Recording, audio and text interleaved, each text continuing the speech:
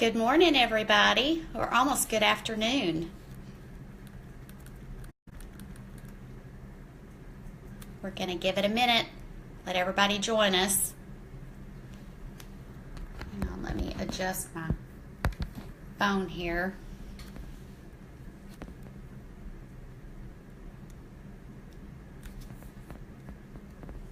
Let me adjust my phone.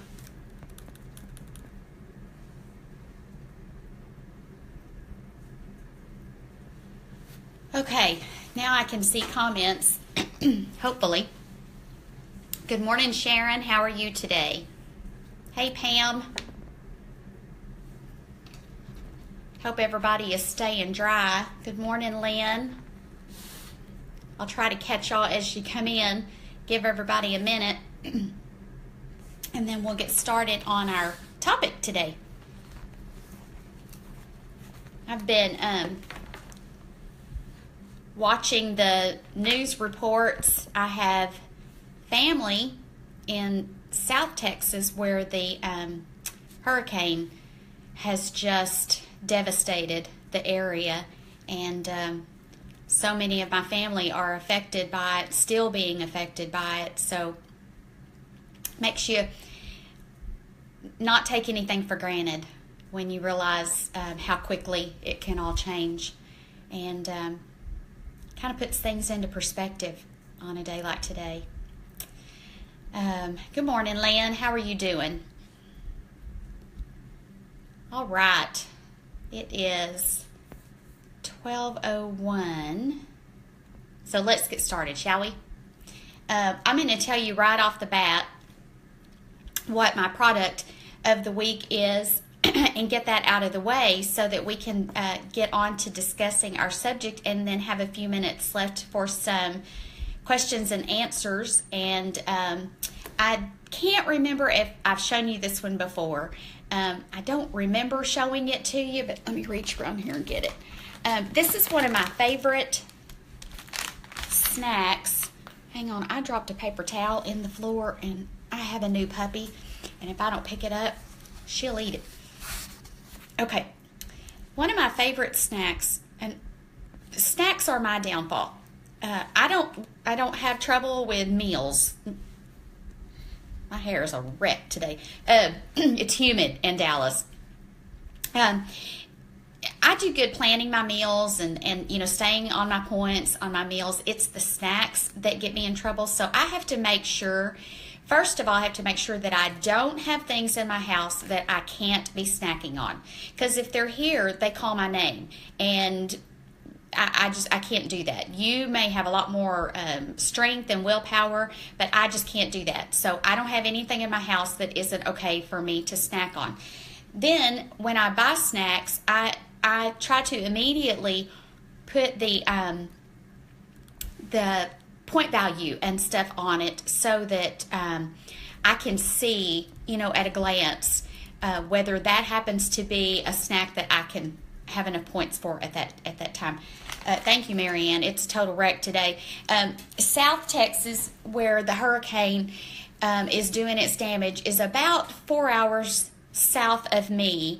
I have a lot of family down there, but we're getting a little bit of rain. We're supposed to get more rain as the week progresses, but right now we're just getting the humidity, and I have naturally curly hair, so the humidity is just messing with my hair today.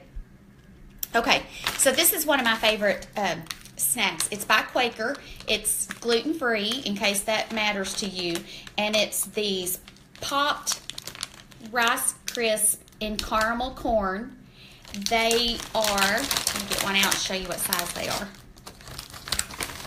Those two are stuck together. Let me get one that's not stuck together so you can tell.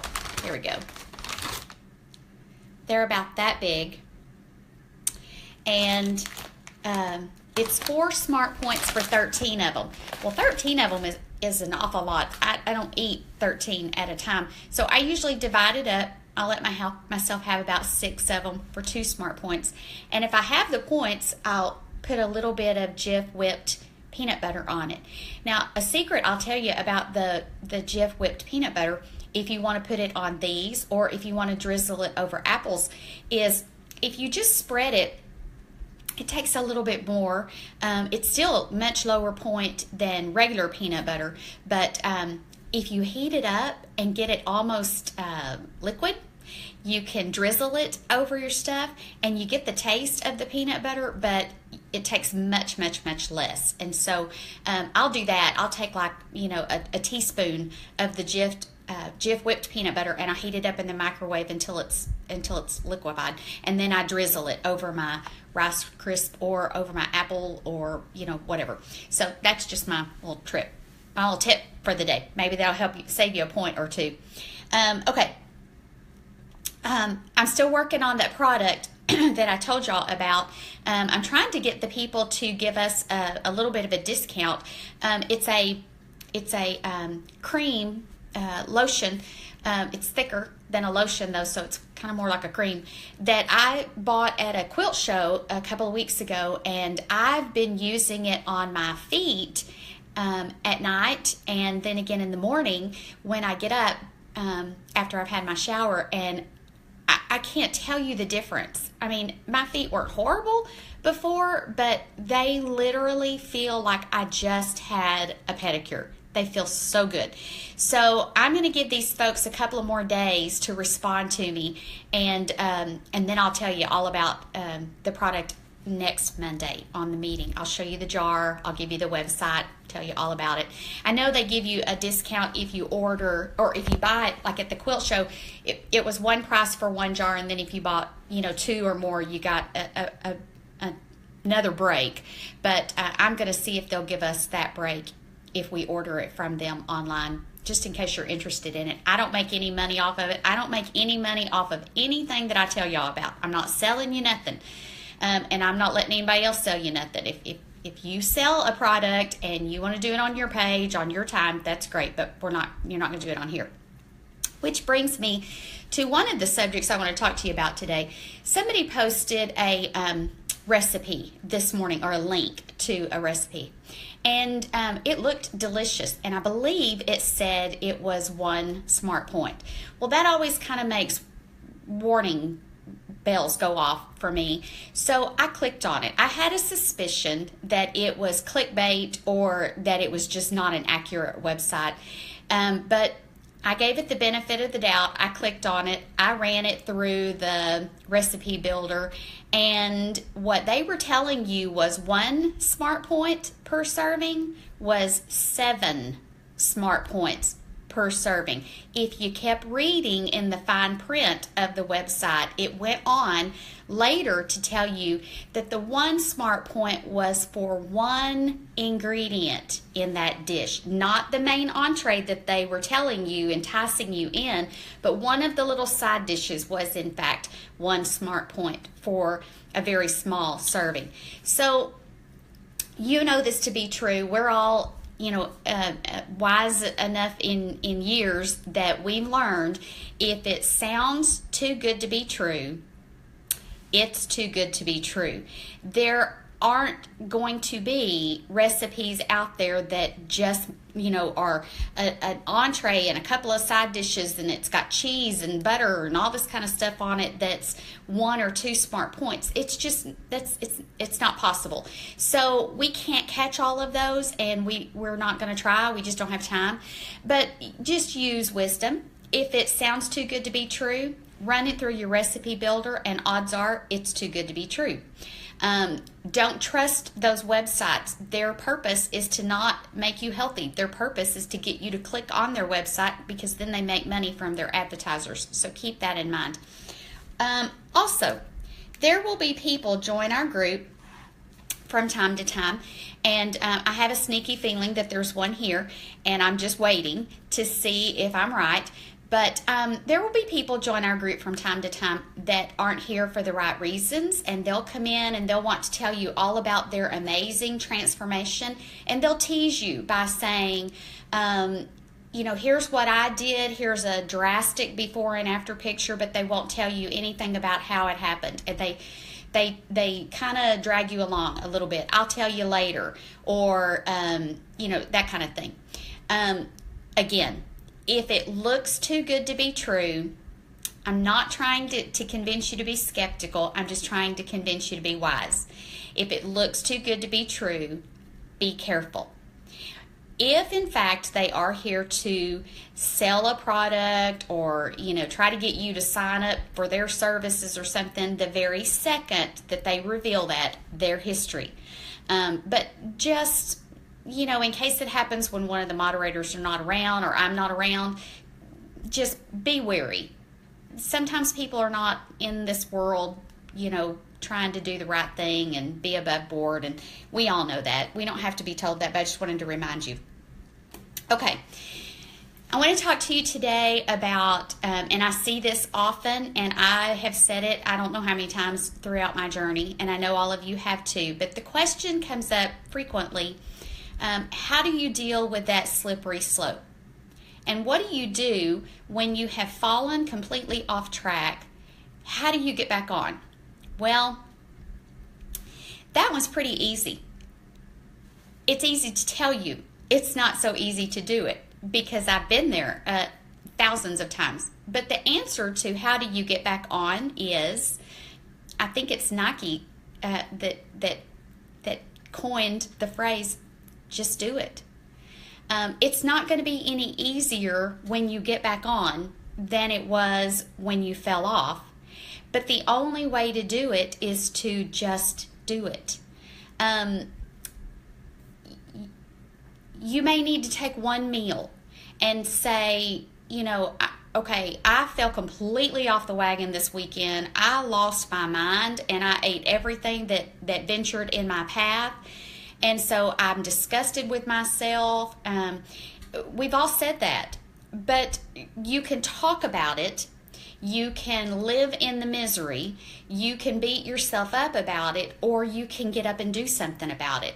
So I encourage you, if that was you this weekend and you feel like you just went crazy and ate everything that wasn't nailed down, pick the next meal and say, okay, I'm a grown person, I'm an adult, I'm going to do this, and I'm going to choose the next meal, and at least that meal is going to be Weight Watcher friendly.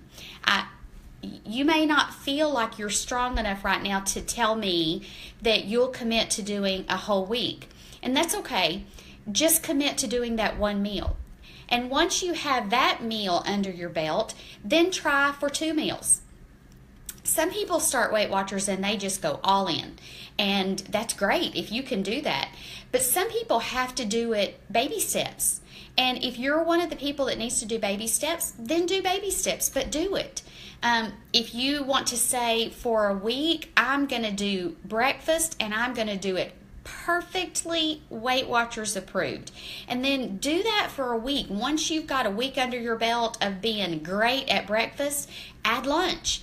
Add a snack, then you add dinner, and then before you know it, maybe a month has gone by, but during that month you have now created a habit that will carry you through, because now you're doing your entire meal, and it didn't have to be all in at once.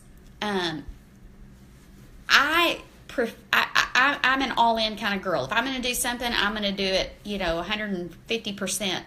But I know not everybody is that way, and so you have to figure out what works for you. But the simple answer to the really tough question of how do you get back on the wagon after you have fallen off, jumped off, rolled under it, have tire tracks across your face, the simple answer is you just do. Which brings me to the slippery slope. The slippery slope is going to get you. If it hasn't gotten you already, it's going to get you. And once you reach goal and are in lifetime, it's still going to get you. There are slippery slopes throughout life. Yesterday, a group of friends went to eat after church, and I love to do that. We went to a Mexican food place, Tex-Mex, which is, if you live in Texas, Tex-Mex is almost like breathing. I had decided at the beginning of this all-in revolt, our countdown to Thanksgiving, that I was going to make much better choices and be much more in control. Well, Tex-Mex tests me on that because I love it. So, what do? The very first thing before you barely even sit down in your chair, they bring out warm hot sauce and chips. I had a decision to make. I knew if I started eating those chips, odds are I was going to eat way too many. And I had already decided that I wanted to have a little bit of an indulgent meal for supper last night, and I was saving my points. So I decided to pass on the chips. I wasn't going to eat any. And it helped when I heard somebody at the table say that those chips were stale. And I thought, well, I'm sure not going to waste my points on stale chips. So I didn't eat any. And so I went through the menu, and I kept going back. I kept knowing in my mind that the best option for me was to order chicken fajitas, and because then I could control what I put in it. I wanted the cheese enchiladas and the rice and the beans, but what I needed to order was the lean chicken and corn tortilla, and that way I could control it. So I kept going back and forth over the menu. I ended up ordering the chicken fajitas. I had one corn tortilla with my chicken and bell peppers and onions and salsa, and a teaspoon of guacamole. And then I ate some more of the vegetables and the chicken without the other stuff. And then I gave away what was left of my chicken. I passed it down the table to somebody else. Here's the thing. I could have ordered the enchiladas. I could have justified it in my mind. I'm at goal. I'm at lifetime. I'm maintaining okay. But that wasn't what I needed to do. And that wasn't the promise that I had made to myself and the promise that I made to those of you who are doing the countdown with me. So I had to own it. I had to own my decision. I had to own the consequences of my decision. I had to own the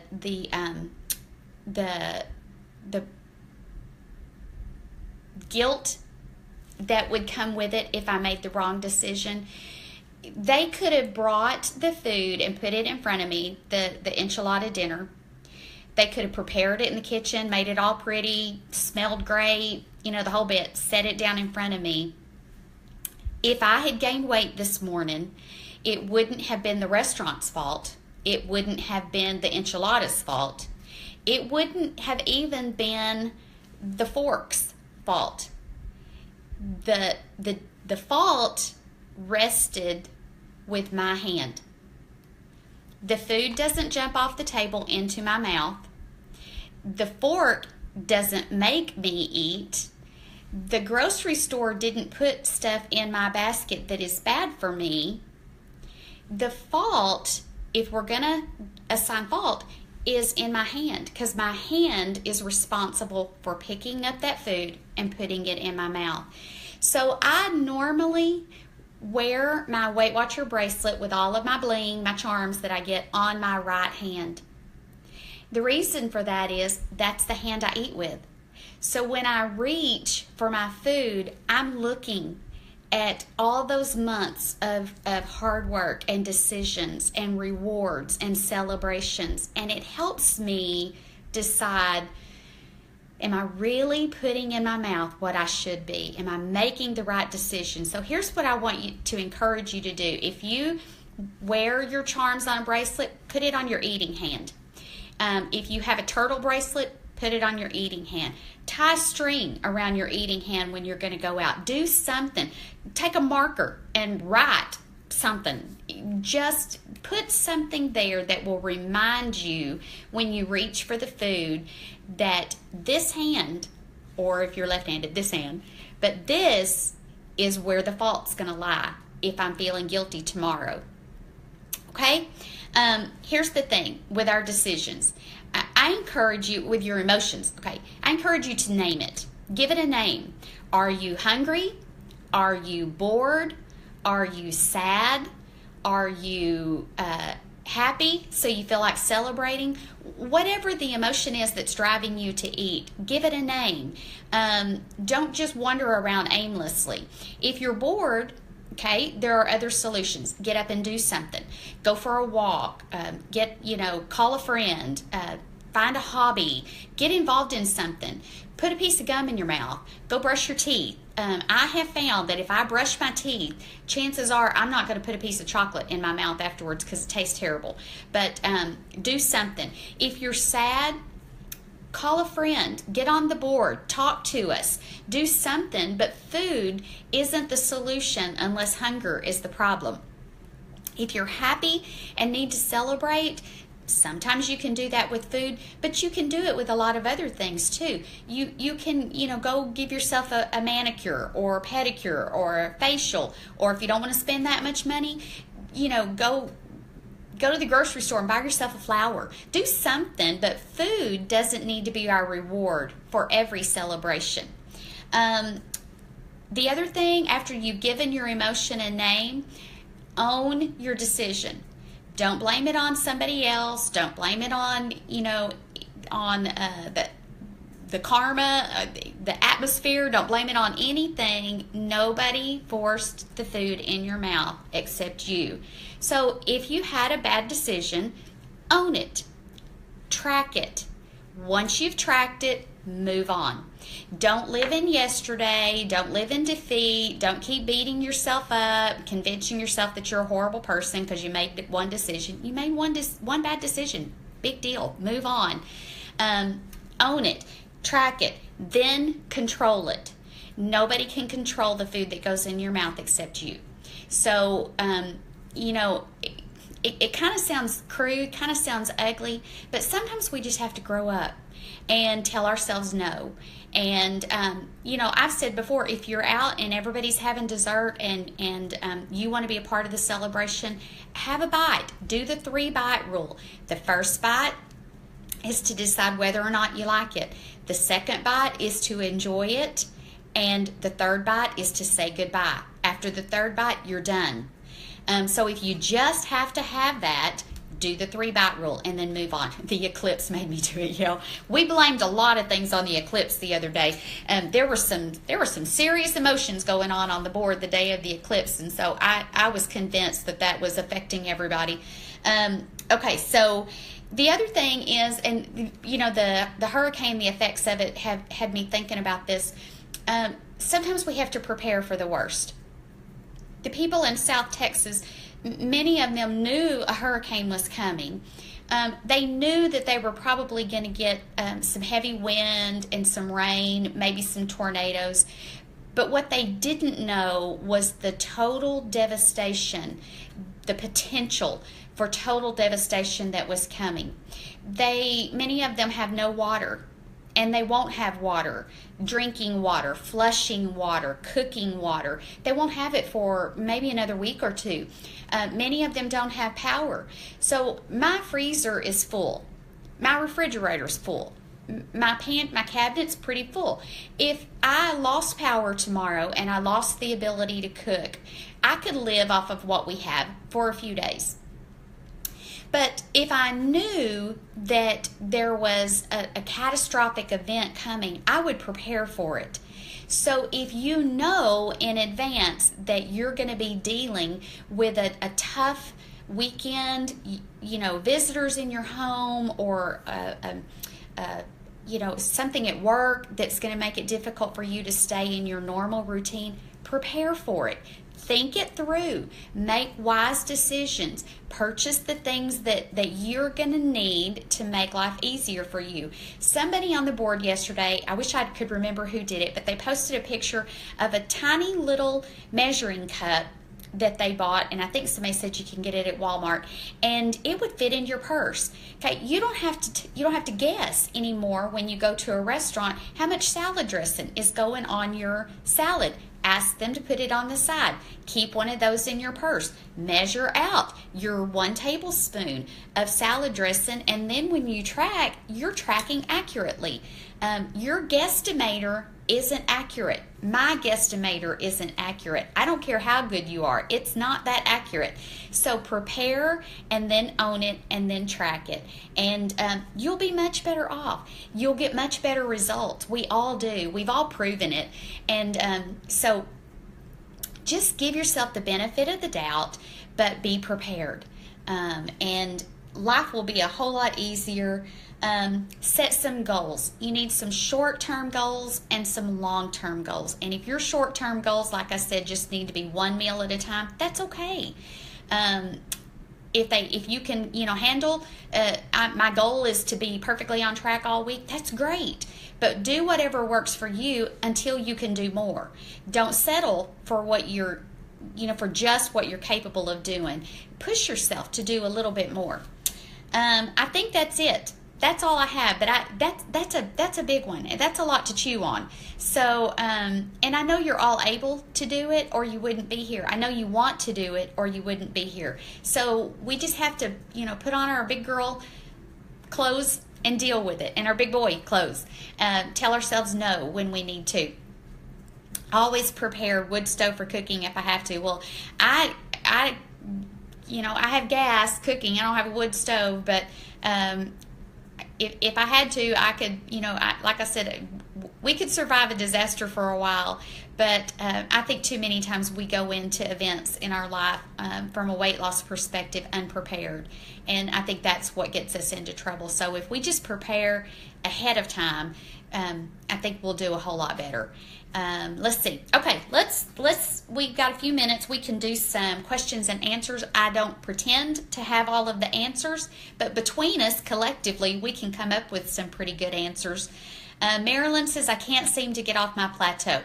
Let me back up real quick, Marilyn. Karen says, what's the 3-bite rule again? 3-bite rule, my leader gave this to me months ago, and I have hung on to it. The first bite is to taste it and decide, is it as good as I expected it to be? And if it is, then go to the second bite. If it isn't, stop there. The second bite is to savor it. Enjoy the food. Taste it. Really, really, really. Don't just inhale it, but really taste it and enjoy it.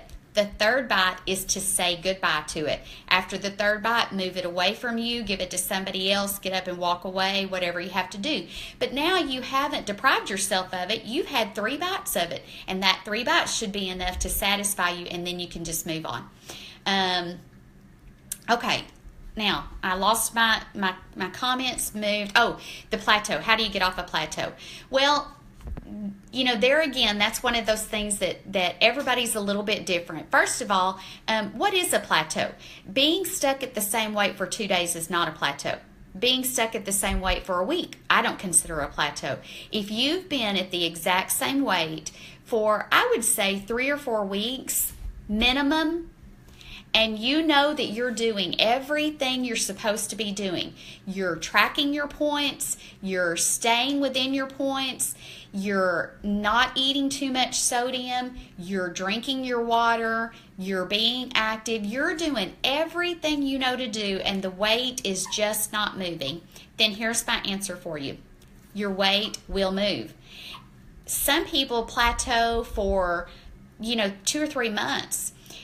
It could be that your body is just trying to adjust to all the changes that you're making, and you're changing in ways other than just what you're seeing on the scale. So, while the scientific answer, I guess, is just wait it out, I know that waiting is the hardest thing in the world to do. I'm not a patient person, so here's what I would suggest. This is not necessarily the Weight Watchers answer. This is just the Pam answer. If I'm at a plateau, I change what I'm doing. If I look and I see, okay, am I eating about the same thing every day? Then I switch that up. I look at my fruit. Am I eating fruit that's pretty high in sugar? If I am, I change to berries only. If I'm not drinking enough water, or I've been drinking the same amount of water, I increase it. If my exercise has been about the same, I increase it. I cut back on any sodium that's going into my body. And if I'm really, really stuck and all those things aren't working, then I will reduce the starchy carbs, the bread and the pasta and potatoes. I'll cut those out for a few days. I'm not a proponent of eating low carb. That's not what Weight Watchers is all about. But if I'm truly stuck, then I'll pull back on the starchy carbs for a couple of 3 days and see if that will kind of get my weight going down again. The other thing you can try is eating some of your weeklies. Try, this is a huge, people get so upset when we talk about this on the board, but there are a couple of plans out there. They are not, before you freak out, they are not anti-Weight Watchers. They are just simply a formula that somebody has come up with to help you decide how to use your weeklies in a way to get your body releasing the weight again. And it works great for some people, and some people it didn't help them at all, but it's worth a shot if you're truly stuck on a plateau. One of them is the Wendy plan, and the other one, I think it's called the Springle. I haven't tried that one. I did do the Wendy plan after my weight had not moved for a month, and it helped me. We can post the links, and you can try it. Basically what you do is it really is just a little calculator. I think you put your age and your weight and maybe your height, and it calculates, okay, well, on Monday eat this many of your weeklies, and on Tuesday eat this many of your weeklies, and it kind of gives you a little formula like that. So you might try that. Other than that, you just have to wait it out. It works. I promise you, Weight Watchers works. It doesn't work every single day on the scale, and it doesn't even work every week on the scale, but it really does work. You just have to be patient, and we're all not patient, especially when it comes to losing our weight. Let's see. Let me look and see. I'm going to look at the comments real quick. I have my laptop here, so let me see if there's any more questions we can talk about real fast. Sandy says your advice to take one meal at a time for a week makes sense. I have control over my breakfast mostly, but not dinners. I have 2 men in my life that are very thin, and some of my meals are met with complaints. Well, that's tough. That's a tough one, but I'm very fortunate. My husband eats whatever I put in front of him. He eats more of it than I do, but he eats whatever I cook. And so I don't have that issue to deal with, but all I can tell you is that nobody can take responsibility for your food other than you. So if you have to, add more to their supper than you're eating, do that. You just have to figure out what works for them. And if you might just try sitting the two of them down and explaining to them how very important this is to you. And it's not just about losing weight to fit into a particular size. It's about losing weight so that you can be healthy and so that you can be involved in their lives for years to come, and that you might need their help. And just try that. I can't imagine anybody with any compassion at all not being willing to help somebody they love reach their goals. So I would encourage you to just have a conversation with them and talk about it. Diana says, my only child has been in the hospital going on 7 months. Diana, I'm so sorry. It's hard as a mom to see your child suffer. I've been trying very hard to stay with the program, but instead of getting easier, it's getting harder, emotionally and psychologically. You're right. Those are tough ones. Dealing with emotions makes losing weight so much harder. And it's because we have developed a lifetime habit of comforting ourselves with food. And I'll say it again. If hunger is not the problem, food is not the solution. Sitting in the hospital watching a loved one dealing with life and death issues makes us very emotional. But adding on to that emotion the guilt of knowing that you let yourself down and you didn't eat what you should have is not going to make your daughter feel better, and it's certainly not going to make you feel better. It makes it a little more challenging to have the planned food and the things that you need there to stay on plan. It does make it harder, but I promise you, going completely off plan and eating a king-size Snickers bar and drinking a Dr. Pepper is not going to make you feel better. It'll just make you feel guilty on top of being tired and frustrated and all the other emotions that you're going through right now. So my prayers are with you and your daughter, and we're all here for you. Deal with those emotions by talking to us instead of eating, and hopefully that'll help. Leah says she's going to be out of the state for most of the month of October. spending that time in Southeast Georgia, can you check into meetings there to weigh in? Yes, you can. If you are a paying Weight Watchers member, you are welcome to attend a meeting anywhere that Weight Watchers has meetings.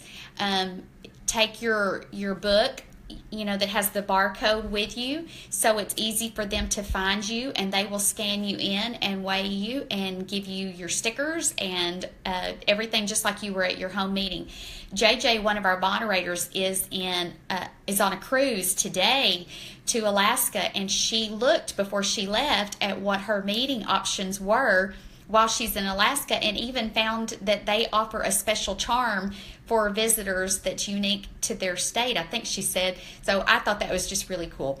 So yeah, you can attend a meeting anywhere, and I encourage you to do that. It's just fun to see what other meetings are like in different parts of the world. Can you attend more than one meeting per week?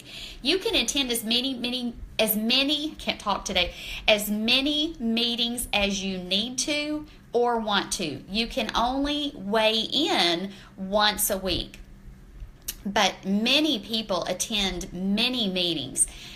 So yeah, you can do that as much as you want to, and that might be fun just to try some different ones. Or if you're really struggling, people who go to AA, they go, they don't sit at home and wallow in their misery. They force themselves. Some of them go to a meeting every single day until they are strong enough that they feel like they don't have to. So yeah, Dawn, you absolutely can, and try several. You might be surprised. You may be going to one that you're not really happy with, and there may be a great meeting out there and you just haven't found it yet. So that would be a fun thing to do.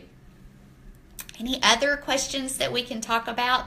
I'm trying to watch the comments come in, and I'm trying to watch the clock too, because I know that y'all have way more important things to do than sit here and talk to me. Let's see. Okay. Well, we'll some of these I'll have to answer off of the thing, because I could ramble on all day. I don't have a Weight Watchers meeting place in my hometown.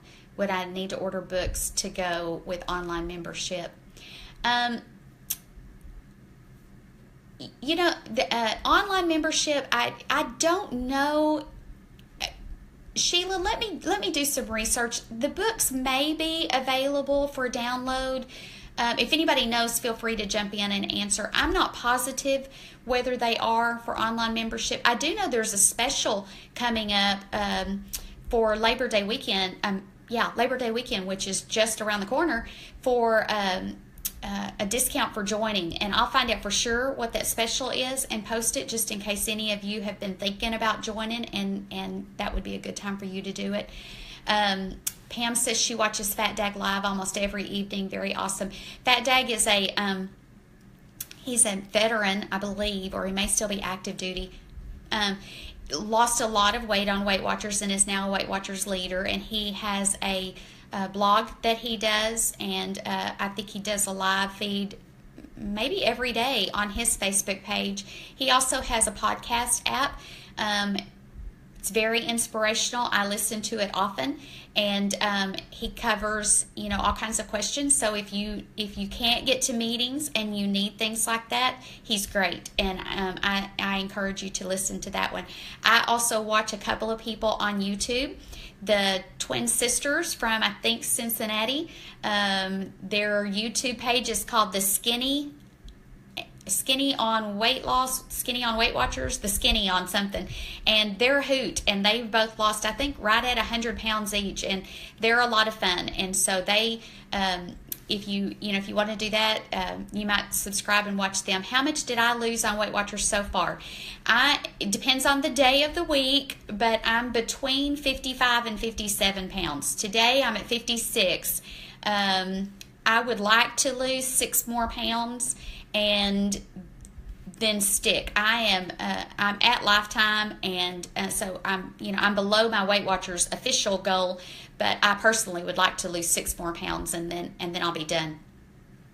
Mary Beth says, this is the first time I've seen this live video. Do you have these on YouTube? Yes, I try to do these every Monday, and then on Tuesday morning I upload them to our YouTube page, which is also called Weight Watchers Over 50, and they're all archived there in case you wanted to go back and watch one of them again. Or the difference with the YouTube page is it's not restricted to members of our group. Our group is a closed group, which means you have to be a member of our group to see who is a member and to see any of the posts on our board. On the YouTube page, anybody can subscribe to it, so you could share the videos if you felt like you wanted to for some strange reason with a family member or a friend who isn't a member of our group. And so that's those.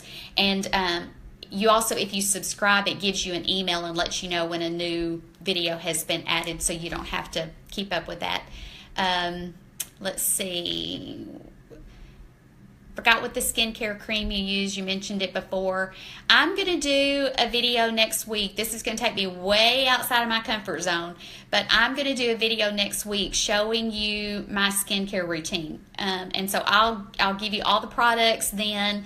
I don't know if I'm going to be brave enough to do it without makeup on, because then y'all would see how old I really look, but we'll see. But next Monday, I'll show you what skincare products I'm using right now. And then I'll have that other product I was telling you about. Hopefully I'll have it ready so that we can get a discount. How far below goal does Weight Watchers let you go? I'm thinking that having a cushion of more than 2 pounds would be awesome. Well, here's the rule. Once you reach goal, let's assume that your Weight Watchers goal weight is 150 pounds. To reach lifetime status, you have to maintain that 150 pounds no more than 2 pounds over and no less than 2 pounds under. So you would have to stay between 148 and 152 for 6 weeks. Once you've successfully done that for 6 weeks, then you are considered lifetime, and you no longer have to pay to be a member of Weight Watchers, as long as you maintain your weight without going over 2 pounds. Once you're lifetime, you can continue to lose weight. I'm right now about 7 pounds under my Weight Watchers goal. I set my Weight Watchers goal at the highest of the range so that I could reach it sooner. But there's a range, and they have a scale, a chart. Speaking of, please stop posting that ridiculous chart that is just not even reachable. If it's not the official Weight Watchers weight chart, we don't care. So we delete them every time it gets posted, because when it shows that I'm 5'2", and according to that chart that keeps getting posted, my goal weight should be 112. Well, I'm not ever going to weigh 112 anymore. So anyway, I just went off on a little rabbit trail there. But to answer your question, you can continue to lose once you've reached lifetime status. But to get lifetime, you have to be no less than 2 pounds under goal and no more than 2 pounds over goal. Roberta says, you'll be just as beautiful without makeup. Well, that remains to be seen, and I'm not sure I'm brave enough to let y'all see that, but we'll see. Janice, my Weight Watchers is 137, so I have to be 135. I'm 5'2". Well, I'm 5'2" also, and my goal weight was 141. Where is the Weight Watchers chart located? We will post it online. We will post the official Weight Watchers chart. There's my sis from South Texas. Hey, Jill, she escaped the storm to go to Florida to be with her baby, waiting on their baby to be born. And so I know she's anxiously watching the effects of the storm from a distance and see how it affects her house. But all of the people in South Texas are in our prayers. And so let's see, Charlotte, just watched your live videos for the first time, and I love this. Thanks for sharing. Thank you, Charlotte. I appreciate it. My prayer is that I don't just ramble, but maybe I say something that will help somebody on their journey a little bit easier and encourage you to keep trying, because if I can do it, you can do it. I didn't do anything special, and God doesn't love me any more than he loves you. So you can do this. I believe in you. I think that's it. Let's call it a day, and I'll get the Weight Watchers. I'm going to write myself a note to post the official Weight Watchers chart. I'm also going to find out about the Labor Day special, and I'll post something about that in case any of you are not members but are thinking about it, and you're just kind of waiting on a special. And other than that, make it a great week. Set your goals. Remember to name it, name your emotion, own it, control it, and track it. And if you do those things, you'll have a successful week, I promise. And I will see you on the board. Have a great day. Bye, everybody.